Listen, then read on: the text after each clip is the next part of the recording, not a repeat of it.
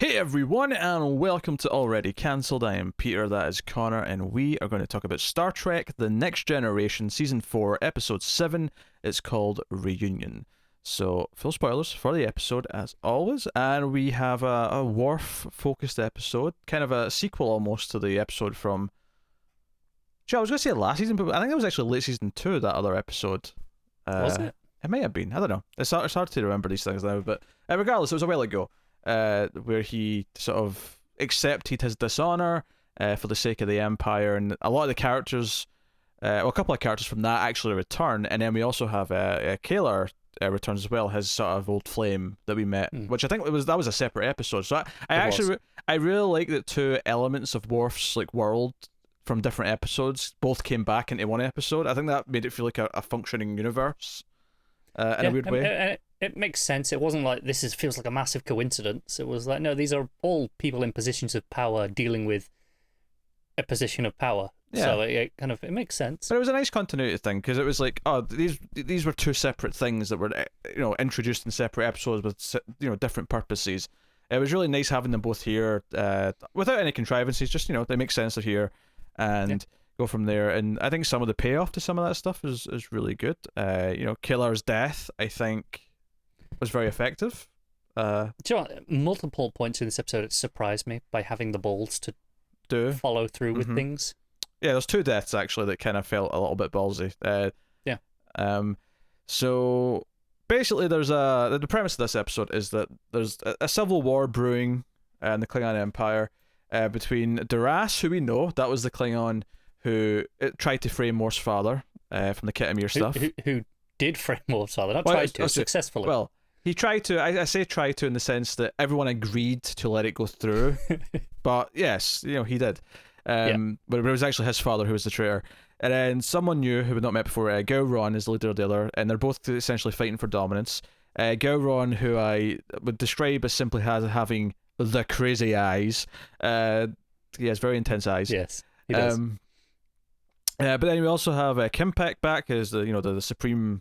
I can't remember the exact title they uses, but supreme leader of the High Council, something or other. The word supreme was definitely in there somewhere. Supreme leader of the High Council, maybe. May have been. He's dying though. He's been poisoned, and this is very dishonorable. Klingons typically, they fight. They kill someone to their face in honor. They don't sneak around and do it in the shadows. Which, it made me wonder if it was Kayla, because a lot early on with her, she doesn't care about Klingon honor and stuff. She's like, nah, I'm not bothering with all the rituals and nonsense. And she is half human, which is worth which is why, yeah. But it made me just question. Well, I mean, could there be a swerve that she's actually involved? And it's not, but it was just it was in my mind as a possibility, which I enjoy. So Kimpek, if I'm saying that properly, he, as a dying wish, essentially, and I say wish, he kind of tricks this into happening by kind of telling everyone that it's going to happen even before Picard's agreed to anything. And in fact, Picard even says he wouldn't agree to it, but now he's kind of forced into it. He's going to essentially referee not a duel, like a series of challenges in which the two possible leaders, replacements for him, will prove which one is worthy of taking the throne, as it were. And but he's secretly also tasked with finding out who poisoned them, because he's like, no, but I really want you to find out who poisoned me, because whoever did that is not worthy of leading Klingon, because they did it in a cowardly fashion. So, and then there's more to it that gets added on, but I'll stop here and ask the question. Car, did you enjoy Reunion? For the most part, yeah. I think there's some stuff in the first half that I thought was a little slow and clunky, but I really liked some of the beats that it does, and surprised me by following through on, because I honestly thought, multiple times where, okay, I see where they're gonna go with this, but it'll become a Trek episode, and then they follow through and make some bold decisions for characters, Worf in particular, that I really like. And that adds a lot of weight to it overall. Yeah, no, I pretty much agree. I would say I like the episode. I think it's not surprisingly strong episode. I mean, there's no reason why I wouldn't have thought it was strong, but I think much like that other Worf episode where he went through the whole framing, that one pleasantly surprised me, and I think this one kind of continues this trend of they can do really good Worf episodes, and kind of expand upon the Klingon mythology and the Star Trek world, whilst also giving us recurring characters that are relevant and care about. I thought Kayla was always kind of likable when she showed up, and I think she's likable here again. And the fact that she brings a kid with her, who's Worf's son, which is I love how you know immediately what it's going to be because this is TV. Yeah, and it's when whoever's working the the transporter, not O'Brien, random woman, is like, two to bring aboard, and Wolf's like two, and you're like, oh, okay, you just know immediately what it's gonna be. Yeah, and I liked the dialogue. I thought they had really good back and forth where she's like, hey, a minute ago you looked like you had a question to ask, being kind of coy, and again playing into her character from what we know of her, and he's like, are you going to make me ask the question? And she's like, yes, you can ask the question. Yeah, there was good back and forth. All of Worf's kind of, because essentially he wants to hide when the Klingons even the first show up. He kind of just wants to go and like not be involved in any of it. And Picard's like, no, you can't hide every time a Klingon ship shows up. You have to, perform your duties. And that's sort of a recurring thing that keeps coming up through the episode is how Worf is troubled by this. How these other Klingons treat Worf when they see him. I like that they use it to their advantage as well. Mm. At one point, just to intentionally antagonize them and draw it out. It's like, well, let's have Worf show up. That'll gain us a few minutes. Yeah. So I thought all that was really good, and the fact that Duras came back, the fact that Kayla came back, I loved all this continuity with the previous episodes. And she actually starts asking questions where she's like, something's not quite right about you accepting this dishonor. Like, what actually went on? And obviously Worf does not ask. And later on, she asks Picard, like, hey, you were there during that time. Can you shed some light? And Picard, says I can't talk about it, and he can't because it's it's totally and utterly classified for all the reasons why they made that choice in the first place. And also just beyond that, I think it's more, it's up to Worf to tell. He doesn't want to betray that, because if it was in an official capacity, maybe he would deem that she needs the clearance. He can make that decision, I'm sure. But she actively points out, no, this is a personal capacity that I want to know.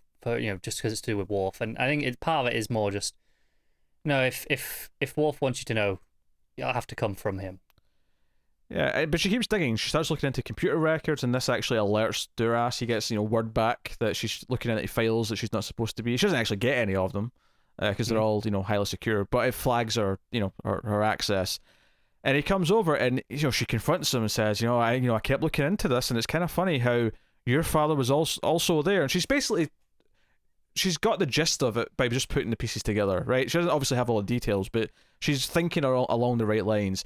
And we cut away from the scene, and it's like, I wonder how that's going to resolve. And you're thinking, like, oh, maybe it's teasing she could be in danger here, but like I don't necessarily know if they're going to go through with that or whatever.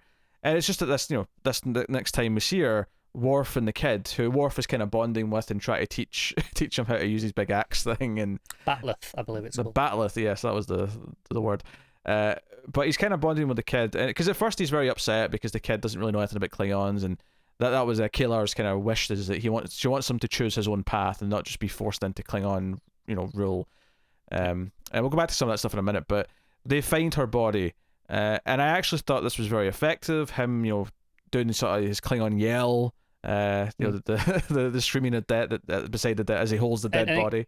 On any other character, I'd say this is overdone, but coming from a Klingon, it feels natural.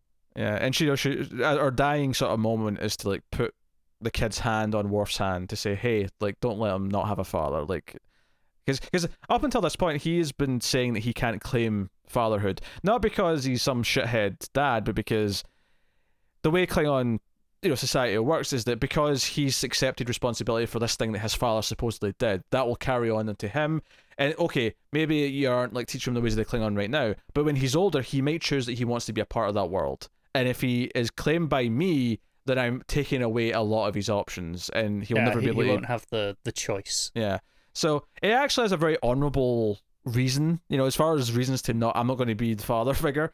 But I actually thought it was kind of sweet when she said, well, hey, if you're not going to be his father, at least be his friend. And he does. He goes to, he shows him his weapons, and he's teaching him things and talking about his human parents and his, and that's ultimately where he sends him off to, is to go and grow up with his human parents, so his grandparents essentially. It's very Superman, and it's very Man Pa Kent looking after Connor as well. It is a little bit, yeah. What I was getting, but he's on a starship and he's got his duty, and he thinks that it's maybe better for him to go there. I mean, he could have potentially stayed there because obviously they are allowed kids on the Enterprise, but I get his reasons. Like, no, he's obviously a quite high up officer on the ship. He doesn't have time that he can really dedicate to a kid, I guess. Mm-hmm. At least not one that young. I think if he was a teenager like Wesley, for example, whatever. But it's a bit different, yeah. But at that age, he's like, no, he needs adult, not supervision. I don't think that's quite right, but more just attention. Yeah. He needs the parenting, I suppose, at its peak capacity, I suppose. Exactly. But so this is the thing. He basically storms out. He calls for medical help. Crusher shows up, but it's too late. She's already dead. Worf just storms out and he grabs his bat'leth and he takes off his emblem, right? Which has the practical thing of when they try to call him, he can't respond. But I think it's more to do with the symbolism here, where he's like, no, I am not operating now as a Starfleet officer. I'm taking this off because this is me. Definitely. I think it was really noticeable the moment where when he's over on the other ship and he steps out of the shadow and it's not there, and it's clear he is not there under Starfleet authority. He is there for a personal reason. Yeah, that outfit looks so naked without that emblem. It does, because it's not even that big an emblem. It's not that much, but it makes a huge difference on just the overall layout of it, doesn't it? It really does. So he challenges Duras to this fight, because it's worth mentioning throughout the whole episode he's just assumed Duras is behind everything, and there's some other details with the investigation we'll talk about in a minute, but Duras definitely killed, because I was kind of thinking, is there going to be some sort of swerve here where Duras left and it wasn't actually Duras who killed her? But it never actually goes down that path. I know it's very clear. There's like, Duras did this, and because as soon as he says that Kayla was my mate, Duras just like accepts the challenge. It's like, no, okay, we're doing this. That's because before that's like, you haven't got any right to it, but once he does that, it's like, oh well, fair enough. It's basically his acceptance of guilt when he just agrees to the challenge, accepts the challenge in that way, and obviously. The others have figured this out. Riker is on his way with Data in the red shirt, and they're going to stop this. And they got their phasers on maximum stun. They're like, bring him back any way we can. Yeah, and they come in, and it's just at the last possible moment where he's got the bat'leth above his head, Duras is on the floor, and he sort of swings it down, right? He brings it down, and because of the way it sort of lingers on his face for a minute, I really thought it was going to cut to he's hit it beside his head, and he's not actually killed him. The shoulder, the cliche moment, I would say at this point. Yeah, and I wouldn't have been mad at that. It's because it is a sort of thing for Worf that if he chose to like look beyond his anger and not do this, that would have been an interesting character beat. But arguably, it's even more interesting that the show had him go through with it, and he kills him. He impales him in the head with his bat'leth. Yeah, this has been a recurring theme with Worf episodes in particular, because even before all the stuff with his honor, there was the one where what was it? There was another Klingon, and it was about this like challenge and going through with it. I think it was with the Romulans actually. It might have been. I think it might have been that one with the traitor, or not the traitor. Where they got the one aboard. And again, it was he went through with when we thought, they'll find a way, he'll not do it, and they'll talk him out of it, and no, he goes through with it. And it's the same here, where it's because it's been a recurring thing now, and it shouldn't be surprising, but it still catches me off guard every time because it's not quite what I expect from Trek. I expect them to play by conventional TV rules and do the right thing and save the day just in time. That's what makes it powerful, and it makes Kayla's death feel more important. It makes it feel like it really earned something by happening in a way that I don't think it would have otherwise. So I really appreciate the balls of doing this, and I love Picard talking to him afterwards because it's this really weird conundrum where he killed someone, but as is pointed out in the scene, as far as the Klingons are concerned, he had a right to kill him, and this is just, and this is how the system works, and it's fine. And Picard can't reprimand him for the killing itself. He can only reprimand Worf because he essentially went off book and acted, he on left his own the ship accord without authorization. Yeah, it's basically he acted beyond his remit. Yeah, that's essentially what he's punishing him for. He can't punish him for the act of the killing itself. What he did when he left his post and did what he wanted is kind of irrelevant in terms of the Starfleet, right? And Picard basically says you will have an official reprimand, but he does ask, if this continues, if this is something you think is going to continue to be a problem, then any officer would have to resign if they think sticking to their own culture and beliefs is going to get in the way of their duties. And he says, do you want to resign? And he says no. And it's like, yeah, and we don't expect him to, because let's face it, he has one love, that's been killed. It's not going to. I mean, unless they're going after his son, I suppose. Maybe it'll happen a second time. But other than that, like, it makes sense that he's not expecting this to be a recurring thing. But this one time, he had to do this. And also, the idea that, okay, now that Duras is dead and, he's been dishonored, he could have his name cleared at some point. Not immediately, not straight away, because obviously all the council went along with the deception, so it would dishonor them to just immediately reverse it. And honestly, this show is displaying enough continuity now that I actually kind of expect that someday we're going to have him getting his honor back in the eyes of the Klingons. Yeah, maybe in a season or two, whenever it is. Yeah, I can see that. I can totally see that. And it's funny because Kayla is very likable, I think, and I'd forgotten that she was likable. Maybe she's more likable this time, which is added to it. I remember liking her well enough. I think, if I recall, it is that they have good chemistry and they spark off each other. That makes her particularly good. Even with the other characters, though, when she was sitting in the meeting room with the others and she's like talking to Picard or the other, and she's talking about what's going on, she felt like she had chemistry with everyone. So it was kind of sad to see her go. Like, it made me like her enough that I cared that a guest star had been killed off. And then, of course, the fact that it has a real impact on a main character, it really gives it. I think that's what really helps, doesn't it? So, no, it's pretty sad. I had some. It was just a bit clunky and slow at the start. I thought the scenes of Kayla looking into the records were a bit over the top. With the investigation music and going on. Okay, it's going on a little bit longer than I'd have liked, but nothing that drags it down and nothing that diminishes what the good strong moments really are. Yeah, we should mention some of the details of the case though, because there's actually an assassination attempt when they're doing the first part of the ritual with the confirming the deceased body of the commander, and there's an explosion that goes off and it kills a couple of the Klingon red shirts basically, and it turns out later on it was actually kind of a suicide bomb. One of them actually had it on them, and it was kind of a like it was in their wrist. Yeah.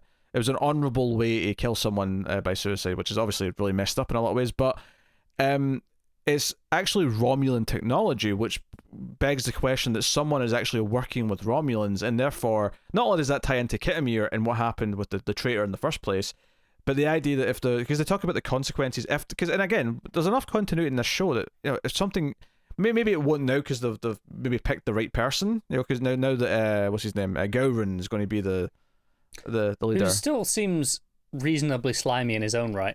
Oh, he's got those eyes. He's those eyes, man. They stare into your soul. I know, like, earlier on when they learn who the two candidates are, Worf's like, well, we know one of them. We've got experience. We know what he's like. We know he can't be trusted. Yeah. But Gowron, they're like, well, he's an outsider. He's not spent much time among his people. I'm like, okay, that seems like it could be quite a drastic change to put someone like that in charge of the society. I mean, maybe I'm wrong and they'll do nothing with it, but it's possible. Also, it's worth mentioning, they never really outright confirm that Duras is behind it. It's one of his men that have the bomb in them. And there's there's an assumption, but there's no guarantee that is correct. Yeah, I could. I mean, maybe they'll never bring this back up again, and that would be okay. I wouldn't really be mad about it, but there's definitely a possibility here, because they talk about what could happen if the Romulans and the Klingon form an alliance. It would be the quadrant, the power shift would be absolutely massive, and all of a sudden the others, the Federation. Obviously at the minute the Klingons are tentative allies with the Federation, but and not with the Romulans. But that changes. Well, they're suddenly caught in the middle, and which way do they choose? Should war break out? All these little minutiae. Actually, really add up. That was a scene I really liked. Is Gowron comes to Kayla to basically try, and I love that we could have scenes like this where I wasn't, because sometimes in TV shows we have guest stars, I can get frustrated when they'll just have a lot of scenes with just two guest stars together, because typically they won't be as good as the main cast because they're guest stars and so on. But again, she's really good. I think Gowron's just crazy looking enough with those eyes that I was into it. But he comes in and he talks to her about, hey, if you side with me on this, I'll make sure there's a seat at the High Council for you, blah, blah, blah. And I love that she's like, you sound like a Ferengi. I was like, he does! That's a really good point. Yeah, and I guess this is part of what I mean, where he's coming from an outsider. He's willing to kind of bribe and blackmail and do some shady things, not honourable things, is the point. Do happen to know that Gowron is seen again. This is not the last we see of him. Good. I have intel from a Trek source. It doesn't surprise me, because at this point, I'm kind of willing to expect major characters from races like the Klingons will recur. But I mean, good to have a confirmation. Having clicked on the actor's name, interesting little twist in that. He does show up quite a bit again, but not in. Actually, let me go down. Oh, he is in this show again a bunch of times. He's actually in even more episodes though, of Deep Space Nine, so that's quite interesting. So yeah, look at that continuity happen. Love it. But he's got those crazy eyes. It's almost like a Klaus Kinski energy he's got. The way he's looking at people. Yeah, and it's unsettling. And a lot of people, if you're just at Star Trek, you're like, who's Klaus Kinski? Like, just look up the works of Werner Herzog. Klaus Kinski was in a lot of his movies. He's got a wacky hair. He was a crazy guy off set. He was an absolute batshit insane guy who probably did a lot of things I never want to know about. But as if Herzog isn't himself. Herzog seems like more of a friendly, crazy old man, though. Whereas Klaus Kinski, I would be worried for my life if I was left alone with him in a dark alley. Yeah, that's fair. Whereas Herzog, I feel like I'd have like a really creepy hug with him. But ultimately, I wouldn't feel like I'm in danger. No, you wouldn't feel like you're in danger. You wouldn't feel like you'd be able to leave his house without offending him really badly. Yeah, there you go. No, I thought Reunion was a really solid episode, and it's kind of another example of like a high point in these like better seasons of Next Gen. I think it did a lot for Worf. It did a lot for the mythology of the Klingons. It did things that I wasn't expecting them to go through with, and every time I kind of was like, hey, I'll give you props for that. I felt like it wasn't being constrained by TV tropes or shackles. It actively defied some of those expectations, which always gives it some extra props. Yeah, so now Reunion, I think it's a really, really good episode. And I'm excited to see more development with any of these things, even though it might not be till like halfway through next season. But the way that this stuff kind of, and I kind of like that actually, the way that the Klingon stuff or the way that other stuff with Romulans will kind of dip in and out here or there. It never feels like, oh, we're doing this section now and then we'll ignore it forever. It's like, oh no, it can just pop up at any time. It feels natural. So no, Reunion is a very good episode. So next time on the show, I'll look ahead here on IMDb. The episode's called Future Imperfect. Are we getting time travel-y things? What's going on here? We could do. Well, I'll read the description and maybe we'll get a hint. Riker awakens 16 years. Yep. Riker awakens 16 years after an away mission where he contracted a disease which destroyed his memory back to the point of infection, or so he's told. Interesting. Interesting. So is he also older, but he doesn't remember the 16 years? That's what it sounds like to me. So he's going to be walking around going, but I'm Riker, I'm young and hot. Wait, no! When did I get old? We got some old age makeup coming. Very poor. I mean, it's only 16 years though, so it shouldn't be too extreme. But I can see them playing it up. He's been ill. I mean, knowing Patrick Stewart and what he looked like 16 years after this show, they should really do nothing to him. It's very true. He should not have He should have nothing. Not a single extra wrinkle. No. Maybe his hair should be a bit more grey looking than it already is. I don't know. But hey, if I clicked on the images, they've given him a goatee. Okay. Riker or Picard? Picard. Okay. Picard's got a goatee. I hope this doesn't look it's hard to tell from this image. I hope it's not like an obvious fake looking thing. I hope they've actually let him grow it. Yeah, I mean, like facial, it's a really obvious trick to make characters seem older. It's just throw some facial hair on if they don't have it already. It works every time, and it means you don't have to really do a lot of makeup on the face. That again can look terrible. I mean, to be fair, Troy's got a little bit of grey in her hair, but they've not done too much to her face by the looks of it in this image. So I think that's good. I don't think we're going to get too. Maybe the one that'll be problematic is Wesley. I don't know what they're going to do to Wesley if he's even in the episode. He's just not on the ship anymore. Yeah. Oh, yeah, very possibly. He died in battle. Episode without him. I mean, he went off to the academy and he got posted on a different ship. There's all they need to say, and that's fine. Okay. Don't have to worry about it then, right? Okay. Anyway, that is so that's next time on the show. So thank you very much for joining us. Let us know what you thought of Reunion in the comments below. Please do like and subscribe. Liking is super important on YouTube. It is the easiest and the freest way to support everything we do. and help us find more audience members. But you can also support us financially over at patreon.com/MailFuzzTV for as little as $1 per month. Get some bonuses for your troubles. So go and have a look over there. Catch us on Twitter at mailed_fuzz for channel updates. But otherwise, that is us. So thank you once again for watching and listening. We always appreciate it. Keep watching Star Trek. And remember, when it comes to the ladies, and he must be up to something because he's been oddly absent for a little bit here. He was in this episode. He had like one line. Wesley Crusher is in complete control.